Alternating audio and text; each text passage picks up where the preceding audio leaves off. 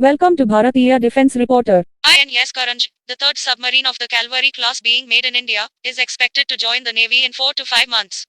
Karanja was sent for sea trials in 2018 and according to sources these tests have been successful.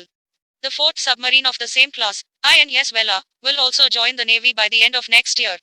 The first two submarines of the Kalvari class, Kalvari and Kandari, have already joined the Navy. A total of 6 submarines of Kalvari class are being manufactured at Musgaon Dock Limited, Mumbai. These submarines can stay in the sea for 50 days and can travel up to 12,000 kilometers at a time.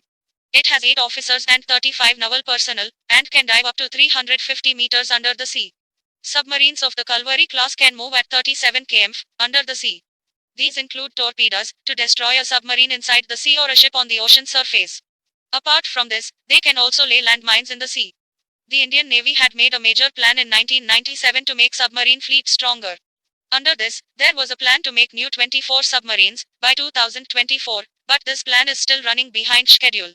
Kalvari has joined the Navy in 2017 as the first submarine under the class I Project 75. The project is expected to be completed by 2022.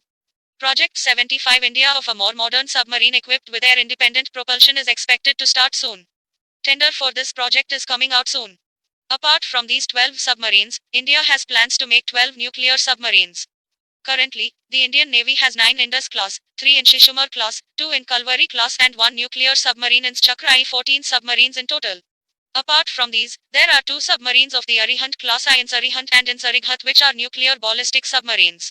Apart from nuclear submarine, all submarines of the Indian Navy are diesel electric and due to lack of air-independent propulsion, they have to surface every 1 or 2 days. Amidst the tense excitement the COVID-19 outbreak has created globally, one image that recently caught the attention of media worldwide was the fire on board the PLA Navy's latest Type 075 landing helicopter Dock LHD amphibious ship. The black smoke billowing from the ship at Shanghai dockyard was emblematic of the troubles bedeviling the Chinese shipbuilding industry. On the morning of 11 April 2020, the PLA Navy's LHD caught fire, as smoke was observed coming out of rear hangar opening and lift near island superstructure. Although the fire was extinguished, the shipyard authorities have announced the extent of damage. Within 10 days, the damaged ship was painted extensively to hide the black smoke marks on its superstructure and readied for the launch ceremony of PLA Navy's second Type 075. On 22 April 2020, the intensity of smoke indicates a major fire, which would have caused significant damage to the ship's section, equipment and electrical cables, with resultant time penalties for their repair and replacement. The fire, while extinguished, has rekindled the oft-debated issues quality of material and workmanship in Chinese shipyards, and their adherence to industry safety norms and international standards.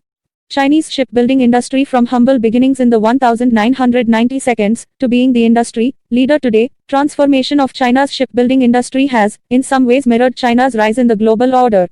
The shipbuilding industry is also illustrative of the symbiotic nexus between the civilian economy and the defense industrial complex in China.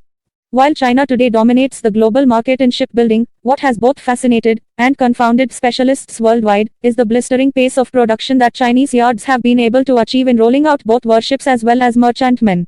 With additional troops to be positioned along the line of actual control lac in Ladakh during winter, the army is procuring world-class snow boots, gloves, layered jackets, trousers, and sleeping bags. New sleeping habitat like Arctic tents and special high-nutrient diet are to be provided. It is the first time that so many troops will be stationed during winter in eastern Ladakh along the 826 km lac. Under normal circumstances, troop levels are no more than 2 brigades, around 10,000. Heated habitat with bunker-type beds already exists to house these many troops. This year, the challenge will be the additional 30,000 troops who, along with equipment, have been stationed since May this year to ward off any misadventure by China. Clothing and boots will be in multiple pairs as they tend to get wet in the snow. Just the clothing and gear to tackle the cold night time, temperatures are expected to be minus 30 degrees Celsius in peak winter, would cost more than Rs 1 lakh for each soldier, sources said. Normally, patrolling is curtailed in winter. But this time, it is expected to be different as the People's Liberation Army PLA is stationed just across the lac. The winter will set in the first week of September when night temperatures dip below the freezing point. The entire area is above 14,000 feet, and some of the mountain passes to be guarded are in excess of 17,000 feet. The other task is to feed the troops as low oxygen availability in tree-less eastern Ladakh, coupled with extreme cold, low humidity and intense solar radiation, throws up a challenge. The calorie intake has been calculated as the per Defense Institute of Physiology and Allied Sciences study. The energy requirements, in high altitude over 12,000 feet vary between 4,270 and 4,550 calories per day per person. When the Prime Minister said to go vocal for local, he also meant that products be made competitive with global brands. Tata Motors, India's leading auto brand, seems to have solidified the brand's stance for the Vocal for Local initiative by manufacturing high-end military support vehicles, not just for the country, but one that fits the purpose of international defense deals. More recently, the Thai ambassador to lauded Bharat's Atmanirbhar Bharat initiative by announces the purchase of 600 Tata Motors military trucks. Chiutintan Samgong Sakdi tweeted saying, Atmanirbhar Bharat, the Royal Thai Army is in the process of completing its purchase of over 600 Tata Elta military trucks. Jai Ma Bharati. Please like and subscribe to our channel.